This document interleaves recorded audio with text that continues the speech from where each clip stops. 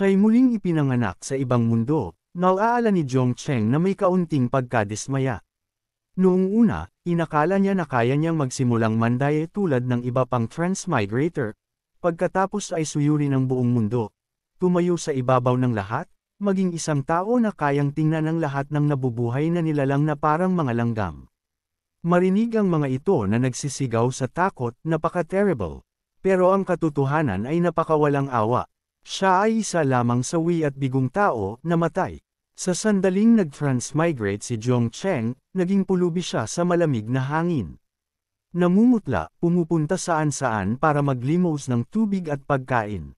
Hindi lang iyon, kailangan ding harapin ni Zhong Cheng ang katotohanang wala siyang kultibasyon, hindi kayang mandaya, na nagpakagalit sa kanya ng husto. Sinumpa niya ang taong nagtapon sa kanya sa sinumpaang lugar na ito para maghintay ng kamatayan. Bulong-bulong niya, "Tanjina, salamat." Dahil wala ng ibang pagpipilian, sumigaw si Zhong Cheng ng malakas, "System. System. May system ba? Kung mayroon, magpakita ka. Kung hindi ka magpapakita, siya'y." Bago pa niya matapos, nalagutan siya ng hininga. Patay na si Zhong Cheng. Pagkatapos niyang mamatay, sadyang nagpakita ang system. Isang mekanikal na boses ang umalangaw, isang anunsyo. Ang host ay kinilala bilang patay. Binubuksan ng system. Ang kaluluwa ni Zhong Cheng pagkarinig sa balitang ito ay labis na nabalisa. Bumulong siya, "Tanjina, patay na ako. Anong silbi ng pagbubukas ngayon?" Hindi agad tumugon ang system sa tanong na ito. Una itong naglabas ng tunog ng pagbati, maligayang pagdating sa Invincible System. Pagkatapos ay nilinaw ng system ang kanyang tungkulin. Ang host ay mayroong 100 milyong buhay. Sa bawat pagpatay ay mabubuhay siya muli sa loob ng 1 minuto at inaayos ang mga pamamaraan ng kaligtasan upang talunin ang mga kalaban. Ang buhay at kamatayan ay sandali lamang. Ang buhay ay laging mayroong magagandang pagkakataon. Pinaalalahanan ng system ang host na bigyang pansin ang buhay at kaligtasan. Pagkarinig sa pamamaraang ito, nagsimulang mag-isip si Zhong Cheng. Napagtanto niya na ang 100 milyong buhay ay nangangahulugang kaya niyang mabuhay muli sa kalooban. Pagkatapos mabuhay muli, binibigyan din siya ng mga pamamaraan upang talunin ang mga kalaban. Mukhang nais ng hanggal na system na ito na maging mas malakas siya sa pamamagitan ng kamatayan. Sa oras na ito, nagpatuloy ang system sa pagdeklara, sinusuri ang sanhi ng pagkamatay ng host, kakulangan sa tubig, bumubuo ng survival plan. Maghintay lang. Mabilis itong pumili ng gantimpala, ginantimpalaan ang host ng 3 katawan na kamay, Heavenly Wilderness Immortal Body. Sa pagtingin sa information panel tungkol sa Heavenly Wilderness Immortal Body sa harap niya, nanlaki ang mga mata ni Zhong Cheng at bumulong, napakagaling. Naiintindihan ang kanyang pagkamangha dahil sa Heavenly Wilderness Immortal Body, hindi niya kailangan ng pagkain, may walang hanggang haba ng buhay, mataas na bilis ng cultivation, at saklaw ng pag-absorb ng spiritual energy, kaya niyang automatikong mag-cultivate, automatikong mag-absorb ng spiritual energy. Bilang karagdagan, naglalaman ito ng mga kahangahangang banal na kapangyarihan. Nabubuhay kasama ng langit at lupa, lumalabas mula sa 3 realms na hindi kasama sa 5 elemento. Si Zhong Cheng ay puno ng pag-asa para sa system. Kumikislap ang kanyang mga mata sa pagsamba, sinasabi, ang system ay talagang makapangyarihan. Mula ngayon, nais niyang lumipad saan-saan, magpakita ng mga banal na kapangyarihan. Anuman ang kanyang host na tulala pa rin, nagsimula na ang system sa pagtrabaho. Pagkatapos mabuhay muli ang host, hindi pa rin makapaniwala si Zhong Cheng sa kanyang mga mata. Nagtaka siya kung siya'y buhay. Nagtanong siya, kung tunay nga siyang nabubuhay, iniisip ang maliwanag na hinaharap sa harap niya, tumawa siya ng malakas. Naniniwala na taglay na niya ngayon ang Heavenly Wilderness Immortal Body. Pagkatapos ay sumunod ang isang serye ng mga mapagyabang na pagmamalabos tungkol sa pagle-level sa 3 realms. Napagtanto na siya'y medyo labis na excited, umubo si Zhong Cheng ng 2 beses, pagkatapos ay tiniyak sa system na ang dakilang Elder System ay maaaring magpahinga dahil tiyak na magtatrabaho siya ng masikap at magpapagal araw-araw. Pero sa sandaling natapos niyang magsalita, sa pagtingin sa ilang na tanawin sa harap niya, nag-alinlangan siya at bumulong na, siguro hindi. Pagkatapos ng ilang sandali, padabog siyang sumigaw na walang spiritual energy doon. Hiningi niya na malaman mula sa System Big Shot kung ano ang nangyayari. Naghinala siya ng isang malfunction at nagreklamo na ng walang spiritual energy, hindi siya makakapag-cultivate. Nagtaka siya ng malakas kung siya'y na-stuck pa rin sa lugar na iyon. Hindi pa rin tumugon ang system. Nagpatuloy itong magbigay ng information panel tungkol sa lahi ni Zhongcheng, tao, pisikal na anyo, heavenly wilderness, immortal, realm, mortal, mga banal na kapangyarihan, wala, teknik ng cultivation, wala. Mga kasanayan sa laban, wala, mga mahikal na kayamanan, wala, pangkalahatang pagtatasa. Isang mahirap na taong nagtatangkang yumaman, isang asong nakasuot ng leather pants. Ang antas ng system ay nagbibigay ng isang muling pagkabuhay bawat araw. Pagkakita nito, hinawakan ni Zhongcheng ang kanyang ulo sa pagkadismaya at sumigaw na tiyak na knock-off ito, iginigiit na kahit mayroon na siyang heavenly wilderness immortal body, ang kanyang pangunahing lakas ay nanatiling hindi nagbabago, at hindi niya ito kayang tanggapin. Sinumpa niya ng malakas, humihingi ng refund mula sa sinumpaang system at hinikayat ito na maghanap ng paraan para sa kanya.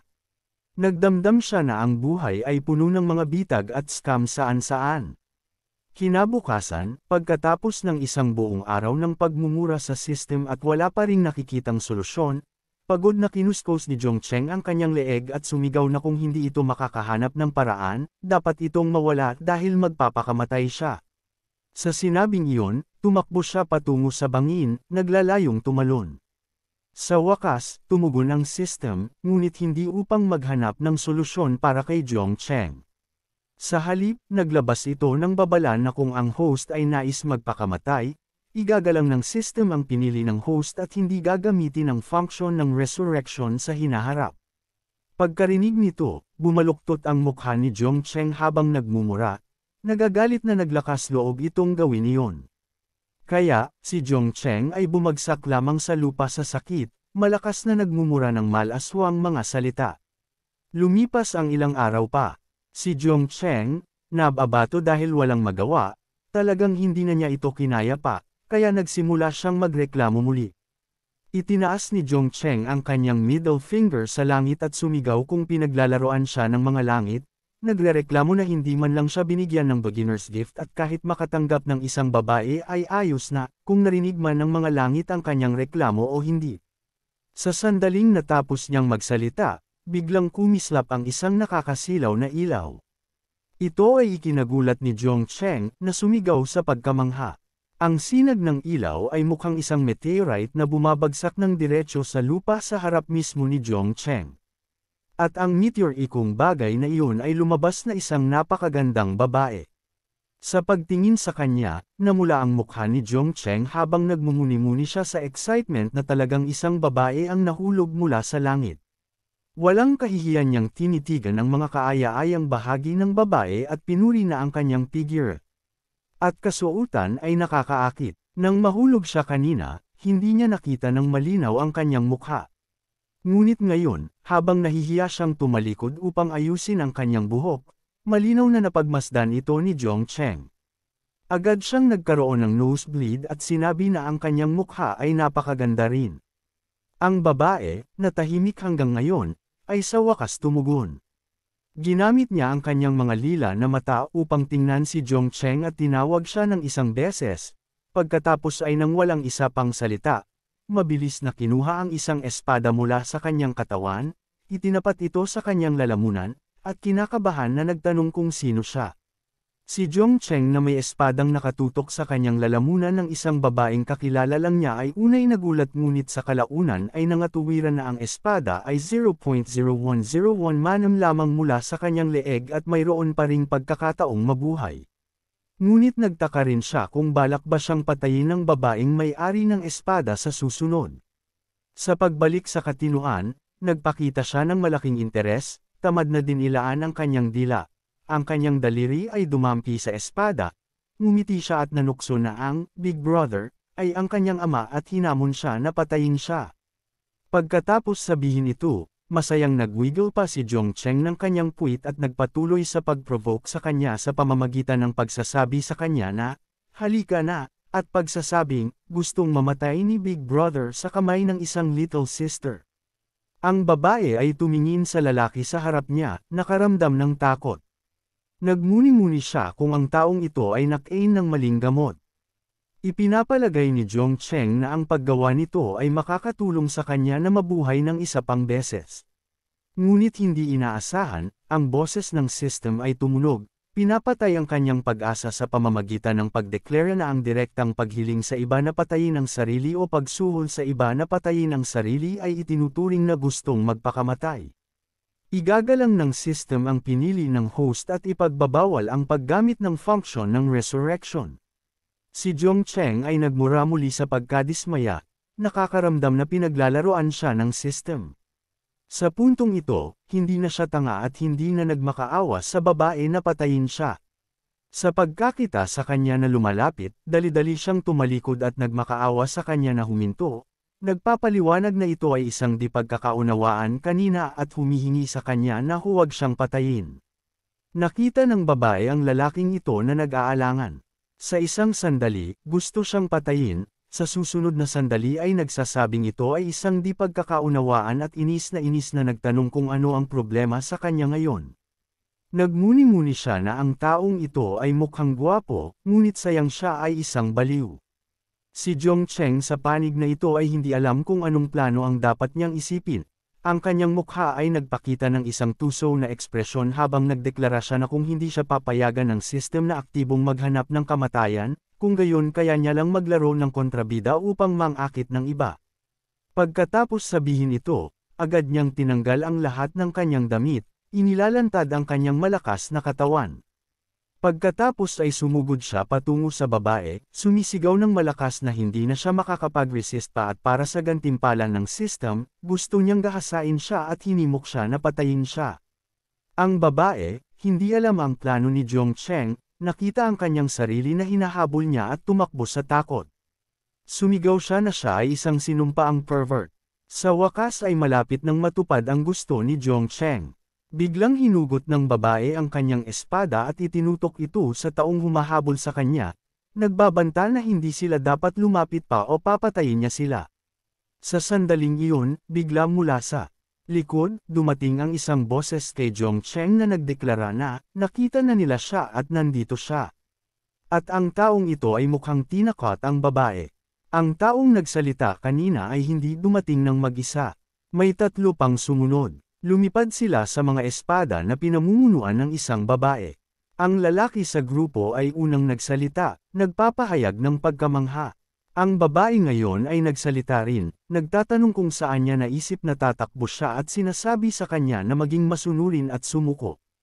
At ang babaeng nagbigkas nito ay nagngangalang Yao Yanxian. Nakita ni Jong Cheng ang mga taong ito na lumabas sa kung saan, hindi nauunawaan kung ano ang nangyayari. Bumulong siya sa kanyang sarili na marahil ang mga taong ito ay dumating upang maging mga bayani na Nagel iligtas sa kagandahan, at itinuring niyang maganda iyon. Ngunit sa katotohanan, sinisikap ni Yao Yanxian na makuha ang puting buhok na babae. Itinuro niya ng direkta ang mukha ng babae at hinamon si Jiling Han na tingnan kung saan pa siya makakatakbo ngayon. Sinabi niya na si Jiling Han ay dapat na napakalakas at pinigilan pa ang pagkasira ng Fayan Sect. Idinagdag niya na noong nakaraang taon sa martial arts tournament ng 7 pangunahing sects. Tinalo siya ni Jiling Han sa harap ng lahat na nagpahiya sa kanya at nanumpa siya na ngayon ay kailangan niyang hugasan ang kahihiyan. Pagkarinig nito, bahagyang naintindihan ni Jong Cheng. Nalaman niya sa kanyang sarili na ang babae ay hindi mukhang isang mabuting tao at mukhang kaaway siya ni Jiling Han. Si Jiling Han ay hindi rin tumayo ng walang ginagawa. Mahigpit niyang hinawakan ang kanyang espada at inakusahan si Yao Yanxian ng pagiging makitid ang isip at idineklara na dahil sa dahilan na ito gusto niyang hanapin siya at ang Fayan Sect hanggang sa kamatayan.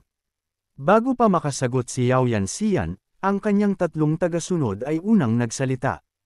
Ngumiti sila na dapat siyang tumigil sa pagsasalita ng kalokohan at napipiliin nila ang isang paraan para sa kanya upang mamatay. Isa sa kanila ang bamulong na hindi na kailangan magmadali at maaari nilang gawin ito ng dahan-dahan, na ginagawang naisin niyang mamatay ngunit hindi niya magawa. Isa pang tao ang sumuporta sa ideya.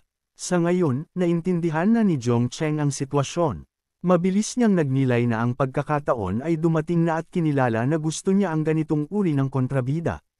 Nag-isip siya ng isang makatwirang paraan upang mamatay. Sa paglabas sa kanyang mga iniisip, agad na sumulong si Zhong Cheng upang protektahan si Jilin Han sa likod niya, pagkatapos ay pinayuhan ng mga tao sa harap na huwag maging ganoon. Sinabi niya na silang lahat ay mga tao ng Junho at hindi na kailangan ng panloob na pag-aaway. Sa sandaling natapos niyang magsalita, sinagot siya ni Yao Yanxian ng may paghamak. Nagtatanong kung sino siya at sinasabing huwag siyang makialam sa negosyo ng ibang tao. Ang tanong na ito ay mukhang hinawakan ang acting nerve ni Zhong Cheng. Sa pagtatanong sa kanyang pagkakakilanlan, agad niyang inilagay ang kanyang kamay sa kanyang mga mata tulad ng isang maskara at nagpahayag na dahil taos puso silang gustong malaman, magiging maawain siya at sasabihin sa kanila. Inangkin niya na siya ang kataas-taasang Diyos na si Tesao Genan na naroon mula pa noong libu-libong taon na ang nakalilipas ng likhain ang mundo. At dahil sa kanyang pagkamuhi sa mga pakikibaka ng mga pinuno ng tatlong realms, kusang loob niyang tinatakan ang kanyang kultibasyon at nanirahan sa pag-iisa doon. Ang mga tagasunod ni Yao Yanxian ay natural na hindi naniwala sa kanya. Pagkarinig nito, hindi nila mapigil ang mag-usap-usap sa pagkamuhi. Nagtataka kung anong kalokohan iyon at paano magkakaroon ng ganoong tanga sa sinumpaang lugar na iyon. Si Yao Yanxian, gayunpaman, ay hindi nakaramdam ng pagkamuhi, dahil lihim niyang nagmuni-muni sa kanyang sarili na ang Hangul ay mukhang gwapo at hindi masama na kunin siya bilang isang lalaking alaga, ngunit nagpasya rin siya na huwag hayaan si Zhong Cheng na makawala ng madali. Kaya, inutusan niya ang kanyang mga tagasunod na bugbugin siya hanggang sa halos mamatay, panatilihin siyang buhay, at nabanggit na maaaring maging kapaki-pakinabang pa rin siya. Ang tatlong tagasunod ay nagulat at naglabas ng isang shocked sound, ngunit mabilis na sumunod. Sinimulan nilang bugbugin ang Hangul na iyon at idineklara na hindi na niya gustong mabuhay pa, kaya bibigyan nila ang kanyang kahilingan. Si Zhong Cheng ay malapit ng bugbugin, ngunit hindi nagpakita ng takot. Nagbabala siya na may hindi nagbabagong ekspresyon na ang mga kabataan ay hindi dapat maging masyadong mayabang at sinabi na bibigyan niya sila ng 3 galaw. Pagkatapos ay sadyang mapang-akit na itinuro niya ang kanyang daliri at hinimok sila na, halika na. Ang tagasunod na iyon ay hindi binaygo ang hamon ni Zhong Cheng habang hinugot niya ang kanyang talam at isinagawa ang Tiger Moon Strike, marahas na sinaksak patungo sa kanya. Si Zhong Cheng ay nanatiling tahimik nang hindi gumagalaw. Si Jilin Han, na nakatayo sa likod, ay nagmasid sa tanawin at labis na nag-alala. Tumakbo siya sa panik at nagmakaawa na ang senior ay hindi dapat maging padalos-dalos. Nagpanik siya, nagtataka sa takot kung siya'y baliw at kung talaga bang hahayaan niya silang magkaroon ng 3 galaw. Habang bumababa ang talam, tumalsik ang sariwang dugo. Ang mukha ni Zhong Cheng ay natakpan ng dugo, ngunit mukhang nasisiyahan siya, bamulong na, sa wakas, natapos na. Ang huling ilang salita ay hindi man lang lumabas sa kanyang bibig bago siya bumagsak sa lupa ng may malakas na tunog. Nasaksihan ni Jilin Han ang lahat ng nangyari sa harap ng kanyang mga mata. Natigilan at hindi makapaniwala sa nakita niya, dali-dali niyang tinakpan ang kanyang bibig at sumigaw, nagmamakaawa na, itigil na. Sa kabaligtaran sa sakit ng puso ni Jilin Han, ang grupo ni Yao Yanxian ay mukhang masayang-masaya. Siniraan pa nila siya, sinasabing, isang walang kwentang basura na nahuhumaling sa kagandahan na nagtangkang maglaro ng bayani na negel iligtas sa dalaga, ay pinapatay sila sa tawa. Si Yao Yanxian, sa pagkakita sa bangkay na natatakpan ng dugo sa lupa, sinaway ang kanyang 3 tagasunod na may kaunting galit, pinapaalalahanan sila na sinabi niya sa kanila na, bugbugin siya hanggang sa halos mamatay, at nagtanong kung bakit nila siya pinatay. Pagkatapos ipahayag ito, may pagkamuhi niyang inangat ang kanyang mukha at sinabi sa kanyang sarili na, kahit papaano, ang kanyang mukha ay gwapo pa rin at maaari siyang samantalahin habang mainit-init pa. Si Hiling Han sa wakas ay hindi na nakapagpigil pa. Galit siyang inikot ang espada sa kanyang kamay, nagngingit-ngit ang mga ngipin at inakusahan sila ng pagiging masyadong malupit. Nagdamdam siya na siya ay isang tanga lamang. Sa isang lugar na hindi nakikita ng lahat, ang system ni Zhong Cheng ay naglabas ng isang notifikasyon na nakita ang kamatayan ng host. Ang sanhi ng pagkamatay ay pinatay ng isang alagad ng mamamatay tao ni Jen Su, isang mababang antas na alagad ng Extreme Moon Sect. Kinumpirma nito ang pagbuo ng isang existence plan, at inutusan siyang maghintay sandali. Pagkatapos ng isang sandali, mabilis na lumabas ang susunod na notifikasyon, tinutulungan ng host sa pagkopya ng mga kakayahan. Pinuno ng Extreme Moon Sect. Ang cultivation ng host ay tumaas sa 3 antas na Soul Realm. Natutunan ng host ang 4 na antas na Moon Observing 3 teknik ng Extreme Moon Sect. Natutunan ng host ang 6 na antas na Tiger Moon Language Sword teknik ng Extreme Moon Sect. Natutunan ng host ang 2 antas na Soul Capturing teknik. Natutunan ng host ang 3 antas na Alchemy. Agad na nabuhay muli ang host. Si Zhong Cheng na muling ipinanganak na may di mabilang na gantimpala ay labis na nasasabik. Sumigaw siya at tumalon na nagpapahayag na nakaramdam siya ng tagumpay. Masaya siyang sumigaw. Nagdiwang siya. Idineklara niya na nais niyang lumipad. Nagpasalamat siya sa system sa pagbibigay ng immortalidad sa labas ng realidad. Pagkatapos magsalita ni Hiling Han, agad siyang hinawakan sa ilalim ng kutsilyo. Si Yao Yanxian ay tumugon ng malamig na may malupit na ekspresyon na, turn na niya ngayon, at nagbanta na, ililigtas niya ang kanyang buhay, sisirain ang kanyang mukha, sisirain ang kanyang cultivation, at gagawin siyang isang walang kwentang sira-sira na lalamunan ang kanyang mga paa sa buong buhay niya. Ang kanyang mga tagasunod sa likod niya ay narinig ito at sumali sa excitement, sinasabi na, napakabait ni Junior Sister na iligtas ang kanyang buhay. Nagkomento sila na, ang kanyang kalupitan ay nagpapaganda sa kanya, at nagtaka ng malakas kung bakit hindi nila naisip ang ganoong galaw. Habang nagagalak sila, isang pamilyar na boses ang dumating mula sa likod.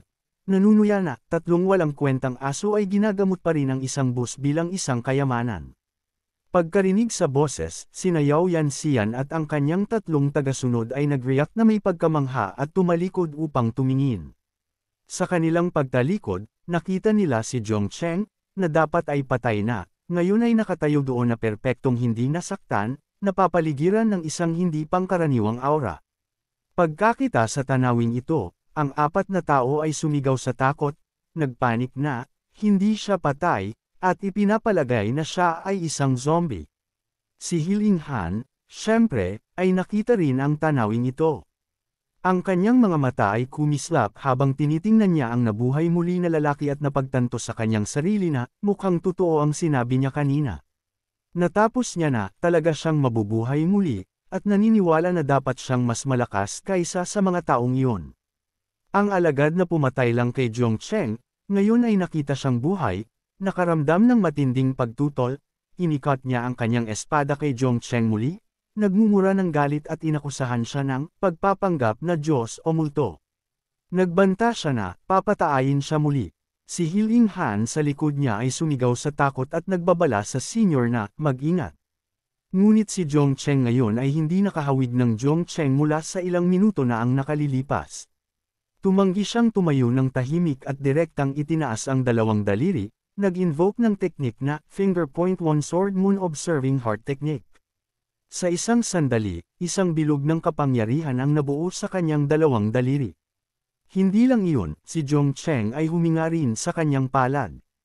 Pagkatapos gawin ang mga bagay na ito, direktang ginamit niya ang kanyang kamao upang malakas na hampasin ang sentro ng mukha ng taong sumusugod patungo sa kanya.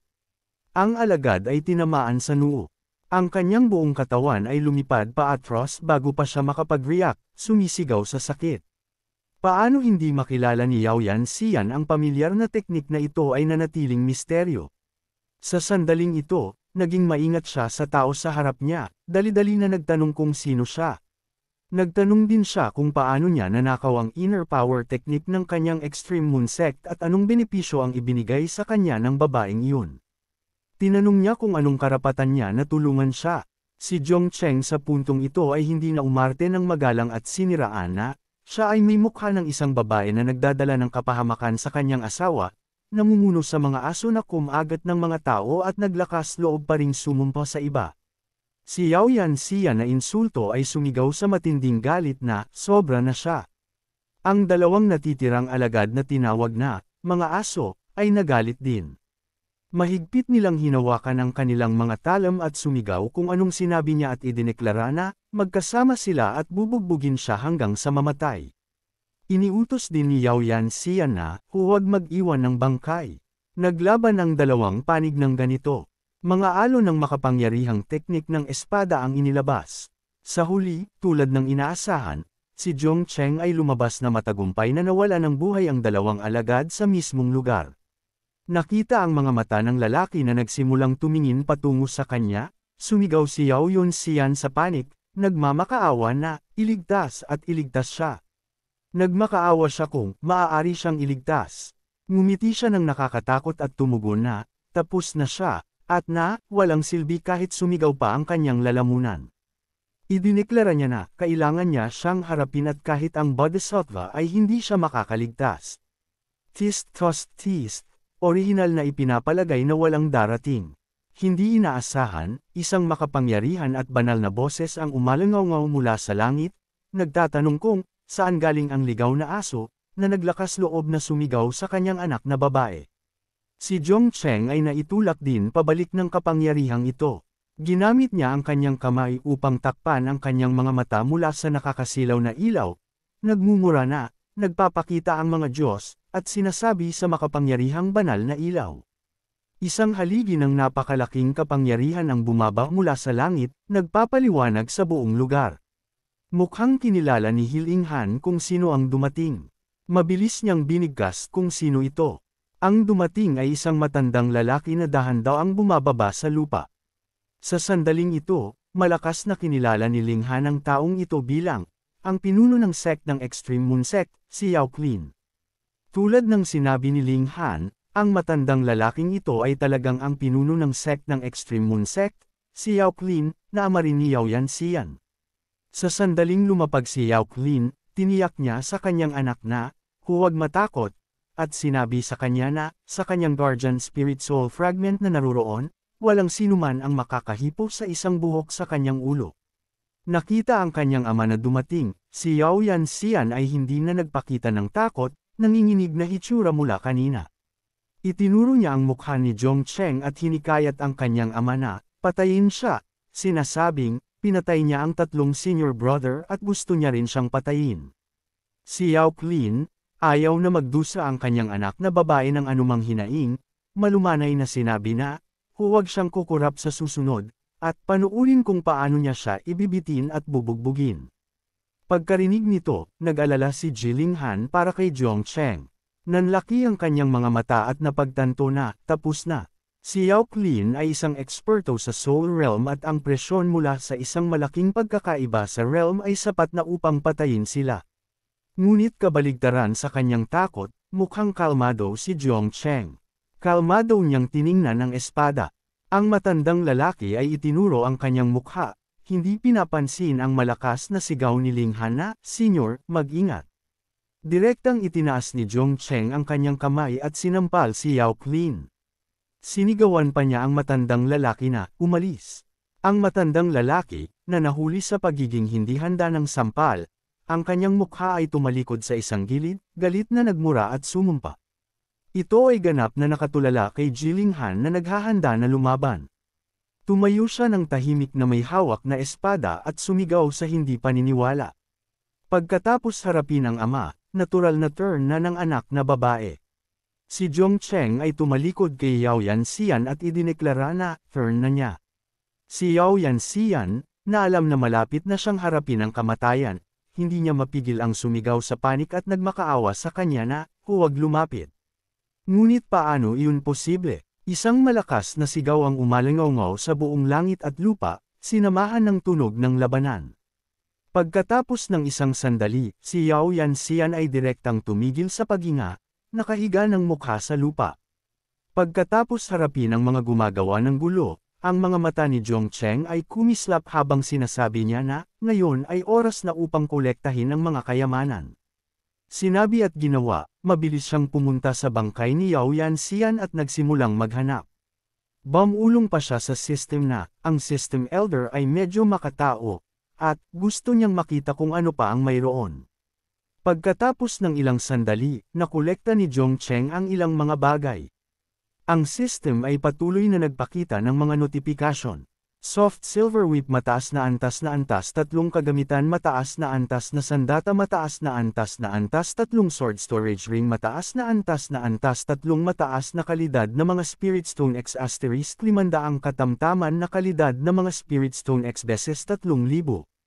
Si Zhong Cheng ay nalubog sa kayamanan, tumawa ng malakas sa tuwa at sumigaw na, ito ay nagbabago ng buhay. Ipinahayag niya na siya si Zhong Cheng ay yumaman, at dapat siyang maging numero 1 sa paghahanap ng kayamanan. Habang siya ay nasa sabik pa rin sa kanyang kayamanan, biglang tinawag siya ni Hiling Han at itinuwid ang kanyang sarili sa gitna ng pangungusap mula sa pagtawag sa kanya na isang tanga patungo sa Senior. Pagkarinig sa tawag niya, tumalikod si Zhong Cheng at tumugon sa pamamagitan ng pagtatanong kung, ano iyon, at nanukso kung, nais niyang bayaran ang pabor ng pagliligtas sa kanyang buhay sa kanyang katawan. Si Ling Han ay hindi nagalit sa sinabing ito. Nag-aalangan lang siyang nagtanong kung ginamit niya ang mental technique ng Extreme Moon Sect at kung siya ay isa sa kanila. Sa sandaling natapos niyang magsalita, si Zhong Cheng ay tumanggi at niloko ang kanyang tanong. Ipinagmalaki niya na, ang master na ito ay self-taught, sanay sa astronomy, geography, singing, dancing, rap, at basketball, at tinanggihan na siya ay isa sa kanila. Generously niyang idinagdag na, ang paggamit ng kanilang mental technique upang harapin sila ay parang paggamit ng kanilang sariling kutsilyo upang hiwain ang kanilang laman, at inangkin niya na, binigyan na niya sila ng mukha.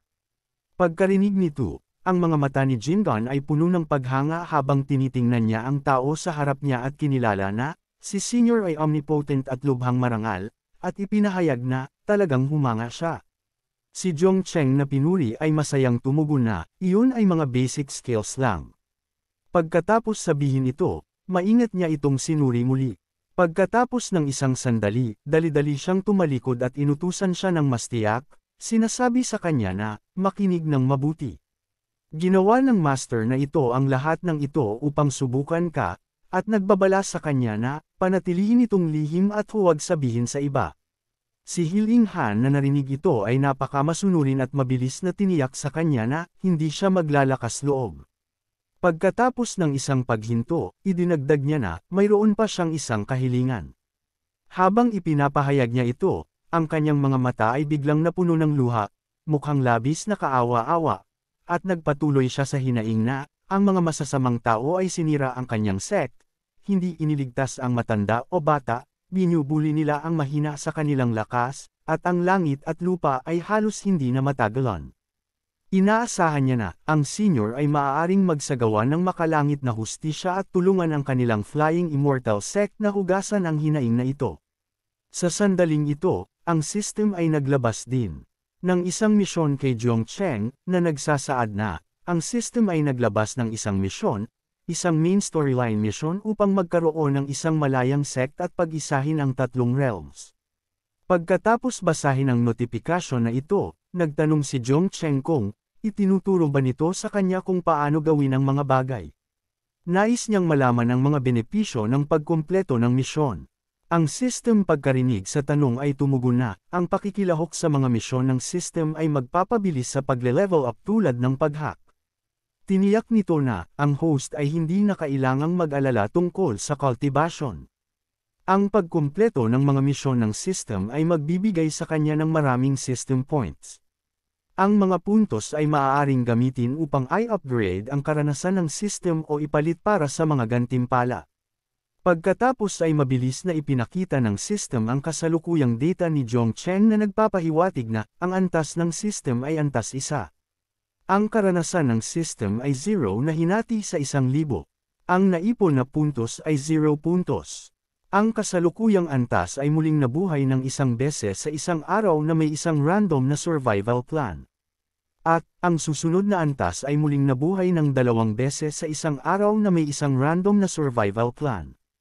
Pagkatapos basahin ito, hinimas ni Jong Cheng ang kanyang baba at kinilala ang impormasyon. Namangha siya at napagtanto na, maaari pa itong i-upgrade. Nagtaka siya kung, ang naipon na puntos ay maaaring ipalit para sa mga gantimpala ng system. Kung gayon, paano naman ang mga nasamsam sa digmaan? Pagkatapos banggitin ito, direktang inabot ni Jong Cheng ang screen at dahan-daang nag-swipe. Di nagtagal, isang talahanayan para sa pagpapalit ng naipon na puntos ang lumitaw sa screen, 1,000 katamtaman na antas na mga Spirit Stone para sa isang naipon na puntos. Isang mataas na antas na Spirit Stone para sa isang naipon na puntos. 100 kay Gathering Pills para sa isang naipon na puntos. Soul Refining Pill para sa 11 naipon na puntos. Antas 3 kagamitan ng espiritu para sa 2 naipon na puntos. Nakita ang mga rate ng pagpapalit na ito, si Jong Cheng ay nagmura sa ilalim ng kanyang hininga at naniwala na niloloko siya ng unggoy. Inis na inis niyang sinuri ang mga rate ng pagpapalit na ito at nagreklamo kung, ang tinatawag na libreng pagkuha ng kagamitan ay lahat ng isang scam. Ang system ay bamulong at nagpaliwanag na, dapat niyang isaalang-alang kung paano siya magiging mas malakas ng walang pagpapagal. Si Jong Cheng ay nakaramdam ng labis na pagkabahala at nagdamdam na, sinira ng basura na system ang kanyang kawalang kasalanan. Si Hiling Han syempre ay hindi makarinig ng dialogong ito. Nakita ang lalaki sa harap niya na biglang tumahimik sandali. Dali-dali siyang nagtanong kung, anong problema sa kanya, at bakit bigla siyang natulala. Si Jong Cheng ay bumalik sa katinoan pagkarinig sa kanyang boses at siya ay nauuto, hindi sigurado kung paano tutugon, nagpapahayag lamang ng isang nalilitong tunog. Pagkakita nito, si Ling Han ay nag-alala na sinabi na, narinig niya na ang mga mas matandang cultivator ay maaaring magdusa mula sa mga sakit na may kaugnayan sa edad, at nagtanong kung, siya ay isa sa kanila. Hindi pa niya natapos ang kanyang pangungusap nang si Jong Cheng ay galit na tumugon na, siya ang may sakit na may kaugnayan sa edad. Si Ling Han, na nasigawan, ay mabilis na yumuko at humingi ng paumanhin, na inaamin na, nag-out of turn siya. Si Jong Cheng ay hindi naman talaga galit. Nakita na humingi ng paumanhin si Langon, agad niya itong pinatawad at sinabi na, hindi siya kailanman nagtatanim ng sama ng loob, at nagtanong kung, nasaan sila kanina, sinasabi na, gusto niya siyang tulungan na maghanap ng hustisya. Tama, sa sandaling natapos niyang magsalita, sumigaw si Ling Han sa tuwa na, totoo nga. Sa sandaling ito, ang mga mata ni Jong Cheng ay nakatuon sa pinaka-prominent na bahagi ng babae sa harap niya, at binanggit niya na, mayroon siyang isang kondisyon. Bagaman hindi pa alam ni Ling Han kung ano ang kondisyon, sa pagtingin sa tingin ng senior, nalungkot niyang ipinapalagay kung, gusto ba ng senior ang isang hindi tamang bagay. Para sa kapakanan ng mga nasawi na kapatid at ng sect, sa wakas ay nakompromiso siya at tumugon na, naiintindihan niya ang mga patakaran at handa siya, na umaasa na, hindi siya magiging masyadong malayo. Si Jong Cheng ay medyo nagulat nang marinig niya ito. Mabilis siyang tumugon, nagtataka kung, ang mga patakaran ba ng mundo ay talagang ganito kagulo. Pagkakita na hindi naintindihan ni Ling Han ang kanyang intensyon, agad na nilinaw ni Jong Cheng at iginiit na, hindi siya dapat mag-isip ng kalokohan, dahil, siya ay isang ginoo, ipinahayag niya na, gusto niyang maging pinuno ng kanyang sect. Sa wakas ay napagtanto ni Ling Han kung ano ang kondisyon ni Jong Cheng, at sumigaw siya sa pagkamangha na, gusto niya na manahin ang sect. Pagkarinig sa kanyang tanong, si Jong Cheng ay tumugon sa pamamagitan ng pagtatanong kung, hindi ba iyon pinapayagan? At sinabi sa kanya na, kalimutan na, nagmumungkahi na, maghiwalay na sila doon. Nakita na ang kanyang senior ay talagang aalis na, agad na sumugod si Ling Han upang hilahin siya pabalik at tinanggihan na, hindi siya naintindihan. Ipinaliwanag niya na, ang Flying Immortal Sect ay kakatapos lang masira, at, ang pagiging pinuno ng sect ngayon ay parang pagtalon sa isang apoy. Ngunit pagkatapos ay muli, sa kanyang karunungan, hindi, sa kanyang nakaraang lakas, senior, hindi dapat ito maging isang problema. Mas lalong nakinig si Jong Cheng sa kanya na nagsasalita, mas lalo siyang nagalit. Sumimangot siya at nagtanong na, kung hindi siya marunong magsalita, dapat siyang magsalita ng mas kaunti. At pinilit siya na sagutin kung, sumang-ayon ba siya na hayaan siyang maging pinuno ng sect o hindi. Si Ling Han, syempre, ay hindi naglakas loob na tumanggi. Sumang-ayon siya ng malakas. Pagkatapos ay direktang lumuhad siya upang magbigay galang sa kanyang master, nagdeklara na, ang unang henerasyon na tunay na disipulo ng Flying Immortal Sect ay nagbibigay galang sa bagong pinuno ng sect.